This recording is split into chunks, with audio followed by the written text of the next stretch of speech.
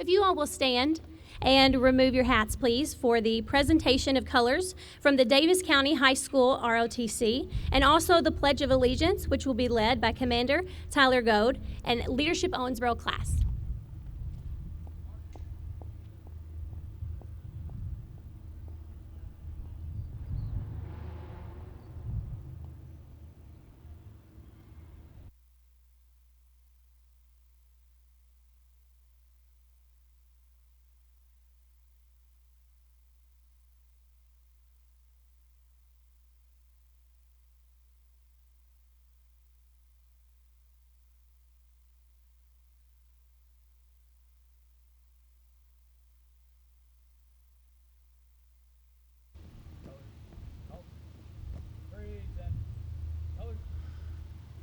All right, good evening, everybody. I have a bit of laryngitis. If you can help me by saying the pledge with me, especially children, if you can say it extra loud, that'd be great. I pledge allegiance to the flag of the United States of America and to the republic for which it stands, one nation, under God, indivisible, with liberty and justice for all. Thank you.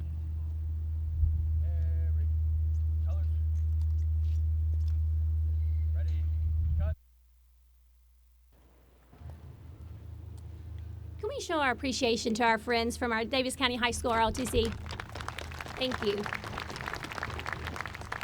And now for your official welcome, please welcome Davis County Judge Executive Charlie Caslin.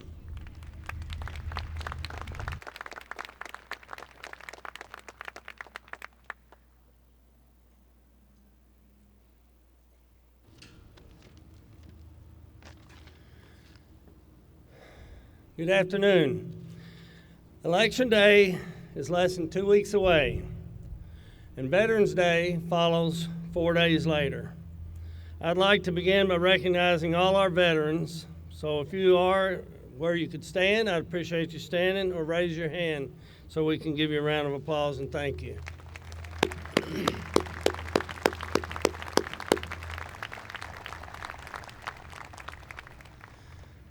If not for you and your brothers and sister veterans today and throughout all of our history, we would not be here this evening for this event, nor would we be casting our votes in 2 weeks.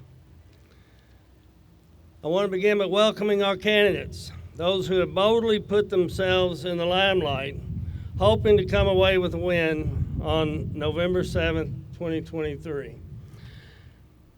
I also want to welcome our distinguished guest, you the citizens that each elected official represents. Yes, our citizens. You are the people that bestow upon every elected official the honor and the responsibility of serving our community and our state. Without citizens willing to exercise their right to vote, none of our candidates would be here today.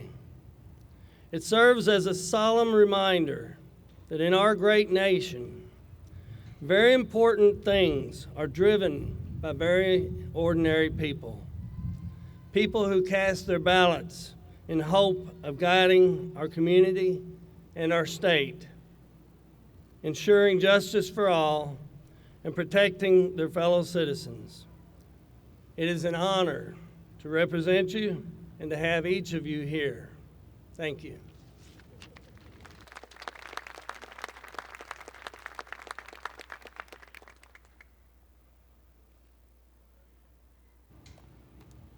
I want to say a big thank you to Big Rivers Electric Corporation, who is our sponsor for today of our Red, White, and Blue event. And to say a few words from Big Rivers, please welcome Bob Berry.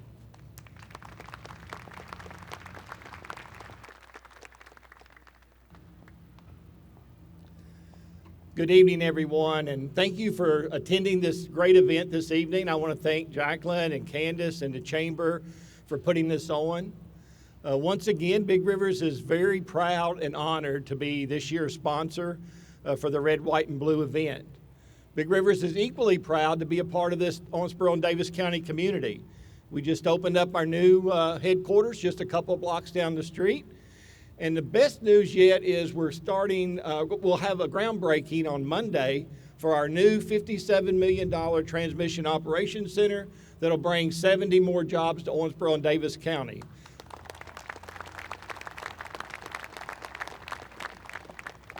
So I also want to thank the candidates for being here tonight and take the opportunity to speak with all of us so that we can be engaged, so that we can truly be informed voters. I encourage you to get out and vote on November the 7th. And with that, Candace, again, thank you, and let's hear from our candidates.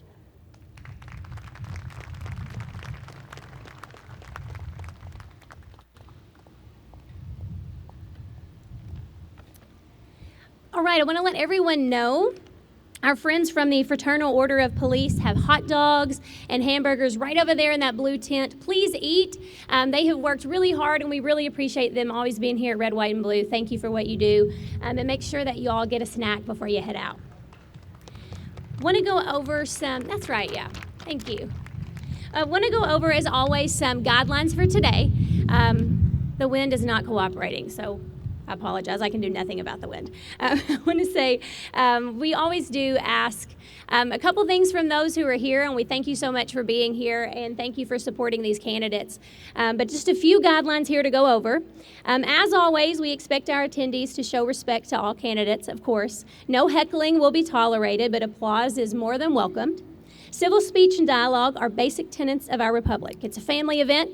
We got all these children around here. We have lots of student groups here, so let's make sure that we're setting a good example of how to respect each other.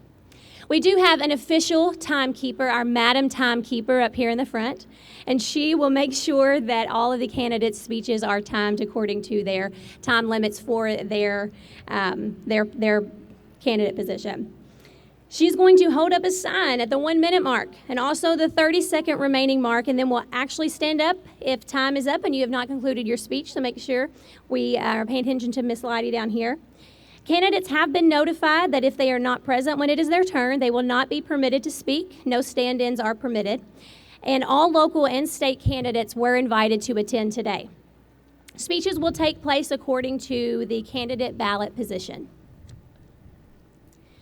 The first group of candidates we are going to hear from tonight are candidates for Owensboro City Commission. Each candidate will have 3 minutes to speak. Please join me in welcoming Sharon Neesmith.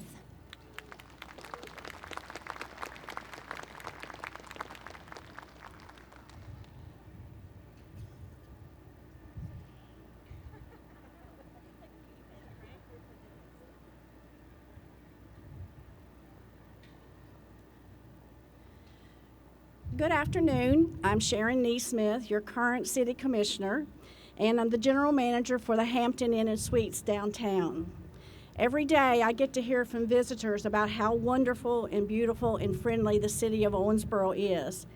And so I am excited that I can tell them and I agree with them, and that I can bring my business, my nonprofit, and my tourism experience to the commission to help us continue to get those compliments from all of our guests. Using the words from the letter city, these are some of the words and thoughts that will guide me if you vote me in to serve as your commissioner.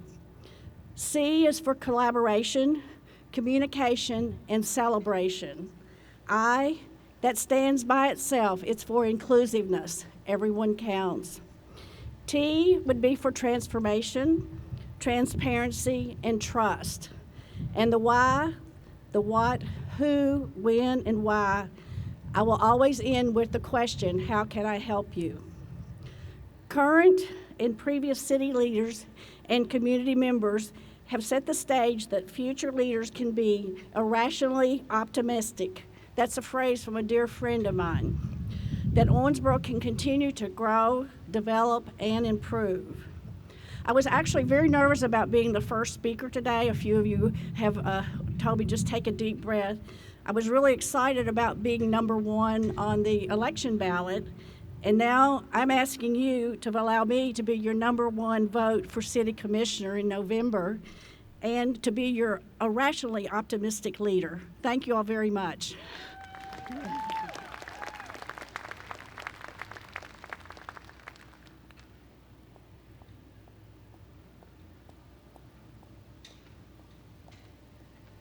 Please welcome Jerry Ray Davis.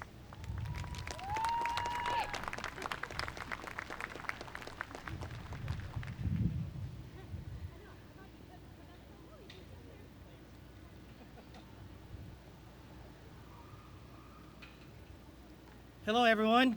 I'm Jerry Ray Davis. You may have heard the name every now and then, just depends.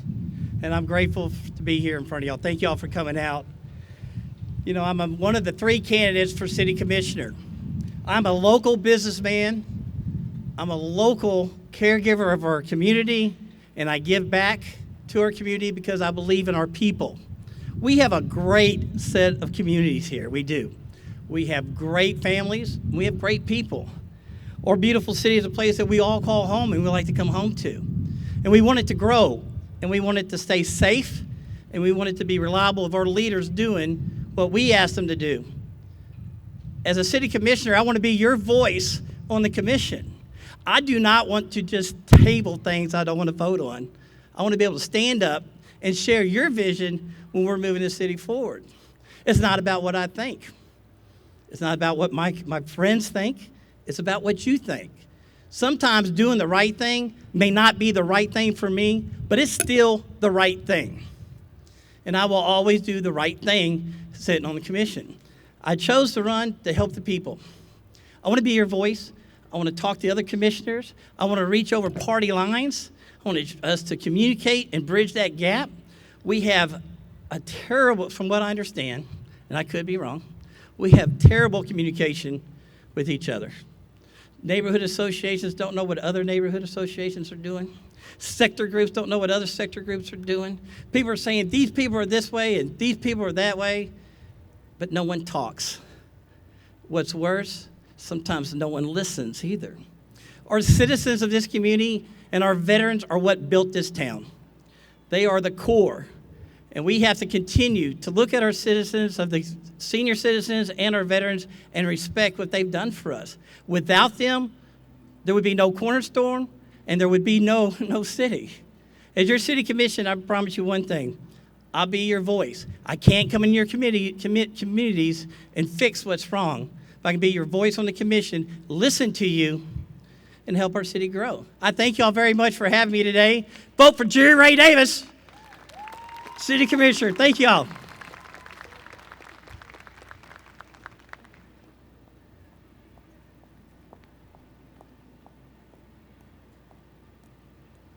Please welcome Titus Willis.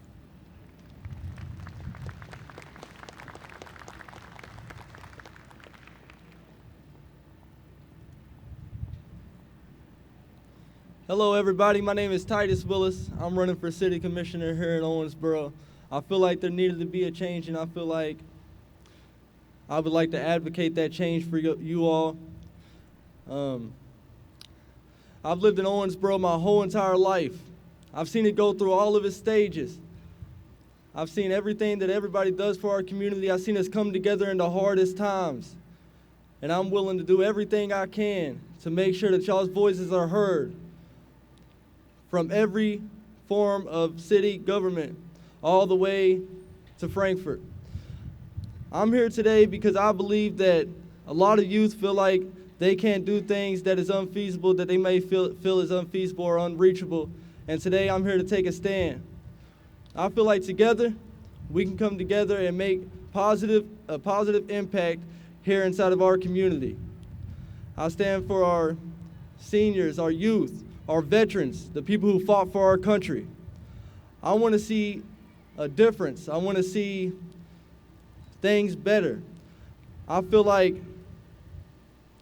there's not a lot of progression, and together I would love to advocate for you all here at the city, here on the city government level.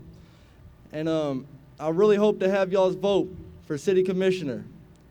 Again, my name is Titus Willis. As I said that before, I own B&W Cleaning Service here in Owensboro. And I went to multiple high schools here in Owensboro, including the Owensboro High School, Owensboro Day Treatment, and also I got my GED at Owensboro Community Technical College and went to go get my associates in science. which I'm still working on. I'm not political in any way, form, or fashion. I just want to help. I just want to do everything that I can for our community. And I'm a little bit nervous. I need to use the restroom at the same time, so. But also, I will say, I just met with the mayor today, and we're working on bringing back the youth council here in Owensboro. So I hope to have your vote for this election. Vote for Titus Willis for city commissioner. Thank you. Together, we will win in unity and collaboration with transparency.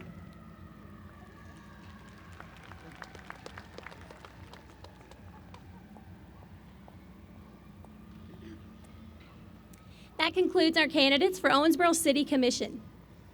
We will now hear for our candidates for State Treasurer, and each candidate will have 5 minutes. Please welcome Mark Metcalf.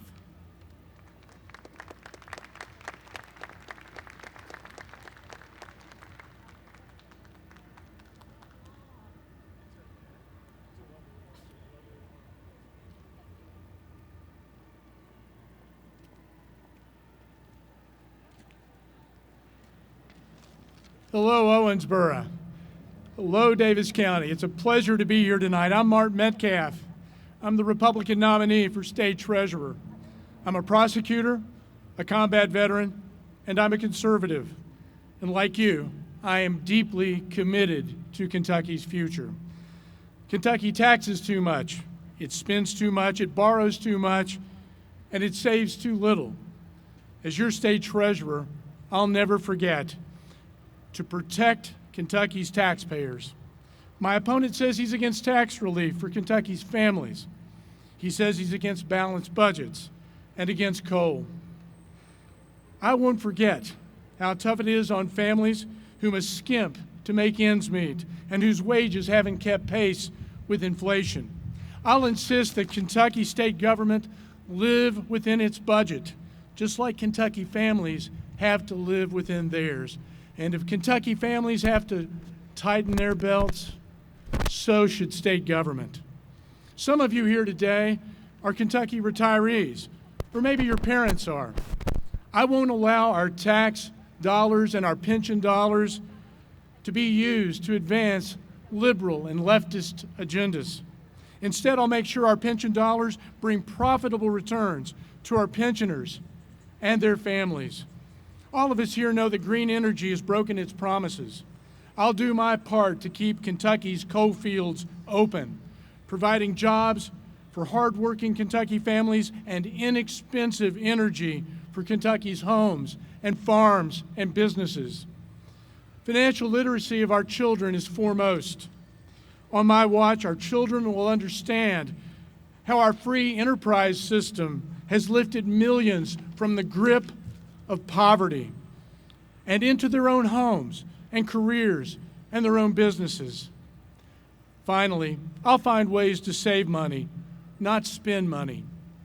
Kentucky carries $15.5 billion in debt. As your state treasurer, I'll work with our General Assembly to pay off these debts and get government off people's backs. It's wrong to burden children and grandchildren with the debt of their parents and their grandparents. All of you here tonight haven't done that to your children and grandchildren. Kentucky shouldn't do it either. Kentucky has $800 million in its unclaimed property funds. I'll use the best technologies to get every cent back to the people it's owed to. Friends, I'm a veteran of Iraq. I've fought terrorism abroad and crime and drug addiction right here at home. The Garrett County Attorney's Office was the top county attorney's office in Kentucky in 2013. And our child support office was #1 for counties its size in 2017. I know how to run an office. I know how to make it responsive to Kentucky families. Since 2020, we've cut our staff by 25%, and we haven't sought an increase from the Garrett Fiscal Court in more than 3 years. My eye is always on the bottom line, and if elected treasurer, it will be the same.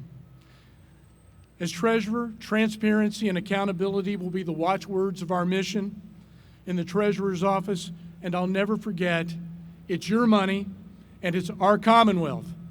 I'm Mark Metcalf. Thank you, Davis County. Thank you, Owensboro. A pleasure to be here. God bless you all.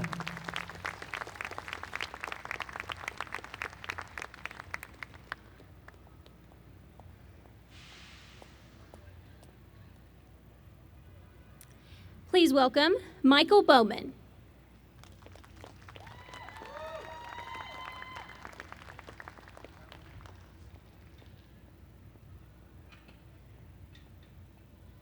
Good evening, Davis County. How are we doing? My name is Michael Bowman. I am a sixth-generation Kentuckian. I was born and raised in Southwest Louisville and spent the better part of a decade as a chief of staff to our city council. I left local government and became a bank officer for one of the largest banks in the country. After Governor Beshear was elected, he and Lieutenant Governor Coleman asked me to join their administration, working in the Lieutenant Governor's office as well as in the Education and Labor Cabinet, overseeing a variety of federal grants, state monies, as well as projects and programs in education and labor across the Commonwealth. Something that most of you here probably don't know is that it has been nearly 40 years since we've elected a treasurer who has any type of professional training or formal education in finance. Think about that. The person who is responsible for ensuring that we're making proper investments with your money, that we are protecting our teachers and state workers' pensions, that we have someone who understands how to handle the financial decisions that we as a Commonwealth have to make, provides the accountability, has not been someone who is trained and qualified to do the job. My opponent is simply not qualified.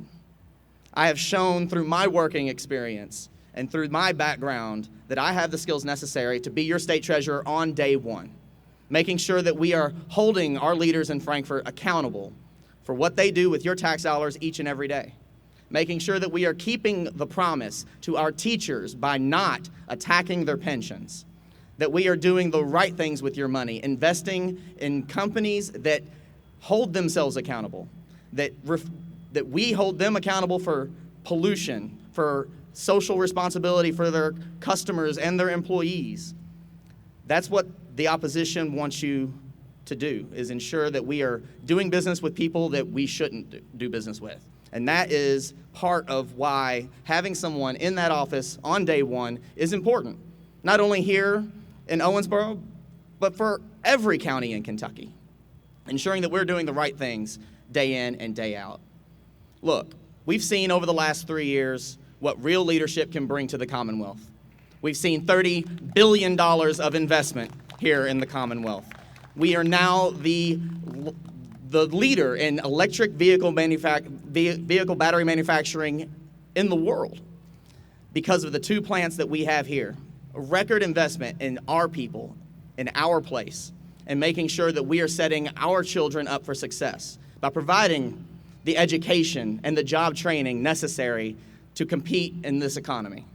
We've seen that leadership from Governor Andy Beshear. We hope to continue to see that leadership for the next 4 years, but we need to send Governor Beshear the help in Frankfort he needs.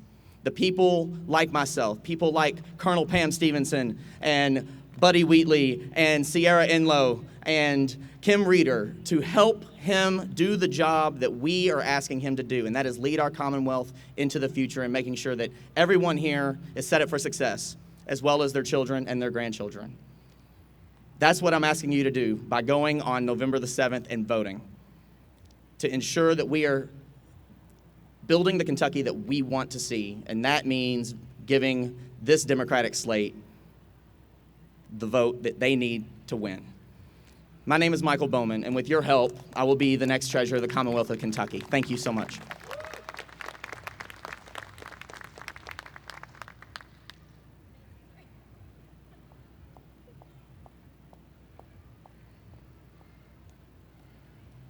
That concludes our candidates for state treasurer. As a reminder, Fraternal Order Police has food. Don't forget about it because they've got lots of it. So make sure y'all head on over there and get something to eat. We're going to continue on now with our candidates for Secretary of State, which will have 7 minutes to speak. Please welcome Michael Adams.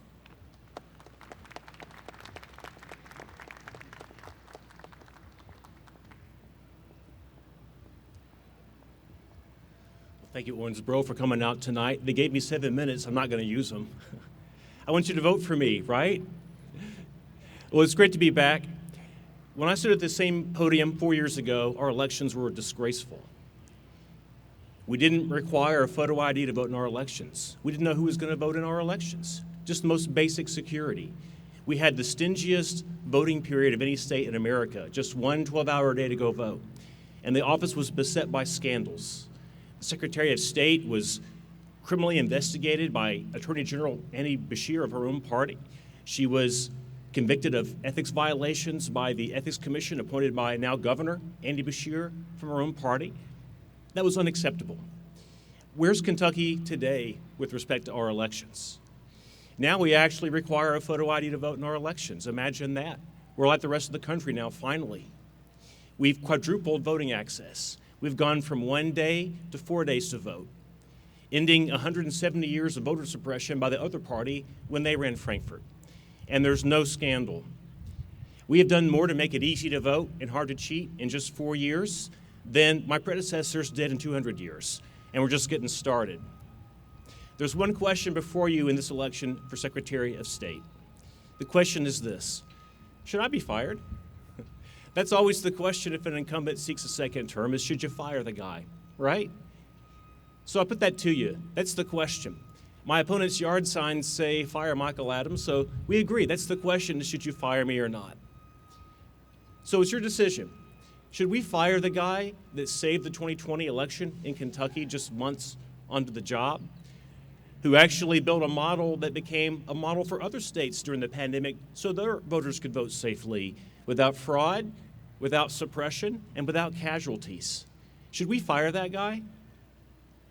Should we fire the guy that brought early voting to Kentucky, again after 170 years of voter suppression by the other party when they ran our elections? Should we fire that guy?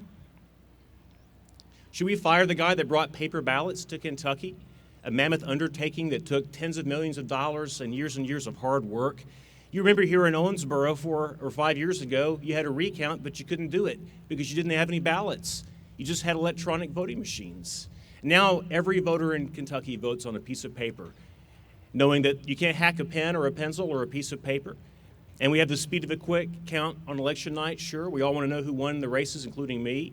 But we also have the security of a paper trail. Never been done. One guy got it done in 4 years. Should we fire that guy? Should we fire the guy that has been publicly lauded by everybody across the Kentucky political spectrum, from Andy Beshear all the way over to Rand Paul? Talk about consensus. Should we fire that guy? I would suggest to you no. No, we should not. This race has national implications. When I won my primary, it made national, even global news. And Kentucky got a big pat on the back from other places saying they got it right there in Kentucky. It'll be the same thing if I lose, or even if it's close in November. It will send a distress signal nationally to our country. If you like what we've done with our elections, if you like the ease of voting, if you like the difficulty of cheating, then don't change horses in the middle of the stream. Vote early, vote Adams. Thank you all so much. Thank you.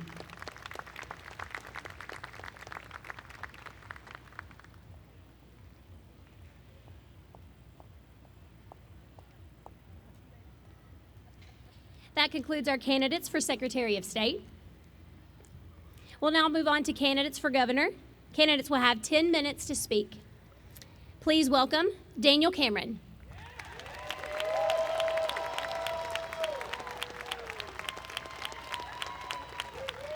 Well, how's everybody doing tonight? Well, it is always good to be here in Davis County. It's always good to be here in Owensboro, to see so many fired up patriots that love this Commonwealth and love this country.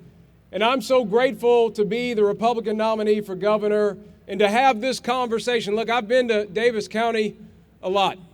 And as the next governor of this Commonwealth, I'm going to continue to show up to make sure that you all know that you have leadership in Frankfort that is standing up for all 120 counties. That is why I am so honored to be endorsed by the Kentucky Fraternal Order of Police, because they know that there will be a governor in Frankfort that's going to stand with them not only in word, but also in action. And I'm so honored to be supported by so many of your local officials who have worked extremely hard. But at the end of the day, this is about you all making a judgment and a decision about who you want the next governor to be. And let me just say this, that I don't really see this race any longer as a race about Republicans versus Democrats. This, in many ways, is a race about crazy versus normal. And I think it's crazy to have leadership in Frankfort right now that would let out of jail 2,000 criminals, and 70% of them have recommitted offenses, making our communities less safe and law enforcement's job more difficult. I think it's crazy to have leadership in Frankfort right now that vetoes tax cuts and tells you that it's okay for biological men to play in women's sports. I think it's crazy to have leadership in Frankfort that shut down your churches, that shut down your small businesses, that shut down your schools. But we don't have to accept that agenda any longer. We can make sure that we have leadership in this state that is going to make sure that our streets are safe from crime and drugs, going to support our schools to make sure that they are good quality school systems, to make sure that we support our teachers and give them the resources that they need, that we ultimately eliminate Kentucky's income tax. That's where you and I can go together on November 7th. And when I talk about this race, I'm not talking about just November 8th, the day after the election. I'm talking about the future of this Commonwealth. And that's why I've offered a bold vision for the future of Kentucky. You know, we have a governor right now who shut the schools down for 2 years, and because of it, a lot of our kids and our grandkids have pretty significant learning loss. So much so that they are behind on reading. Nearly 50% of our kids can't read at grade level. Only about 29% of them can do science at grade level. The numbers on math are about the same. But we don't have to accept that status quo. We can catch our kids up, and that's why I've offered an education plan that is about our kids. It's about making sure that they have an opportunity to learn and grow and be caught up on those indicators and those subjects that are indicators for future success. So I want to have a 16-week program here in Kentucky that our kids can take part of, but also I want to make sure that we pay our teachers. Look, I stand here before you today as someone who is married to a school teacher. My sister-in-law teaches in Jefferson County Public Schools right now, and my mother retired as a public educator. So the issue and topic of education is really important to us. And if you are a teacher that is out here right now, know that under my leadership, the Republican Party is going to support you. We're going to say that we value you and we will appreciate you because we know how important you are. And that's why my education plan is about making sure we increase your salaries, that we restore discipline to the classroom, and we remove some of the bureaucracy that exists as well.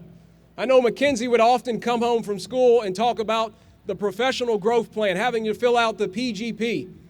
She'd finish that and complete it and then never get any feedback on it. I want to make sure that our teachers are getting every resource that they need, and if we are concerned about their development and progression, making sure that when they fill out that paperwork that it's actually being looked at somebody. But again, these are things that we can do together for the future of our kids. We can make sure that our schools are about reading, writing, and math, and they aren't incubators for liberal and progressive ideas. This is an opportunity.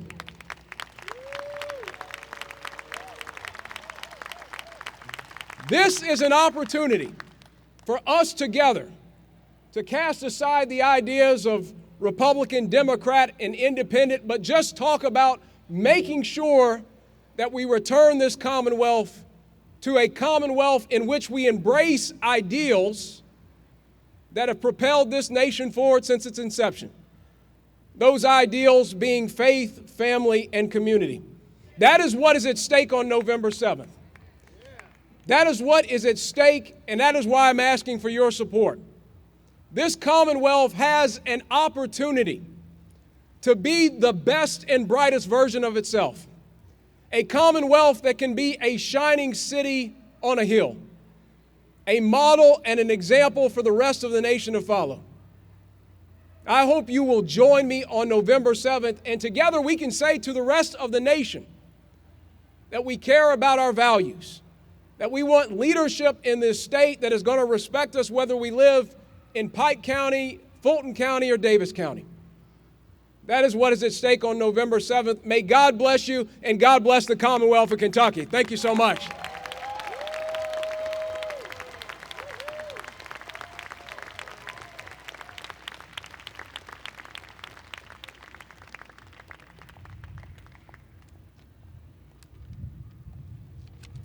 That concludes our candidates for governor. If you will please join me, can we give all of our candidates another round of applause? And a huge thank you to our friends here at Davis County Fiscal Court. Thank you to Joe Paul Bickett and the Davis County Facilities Maintenance Team for keeping this courthouse as beautiful as it is. Thank you for them.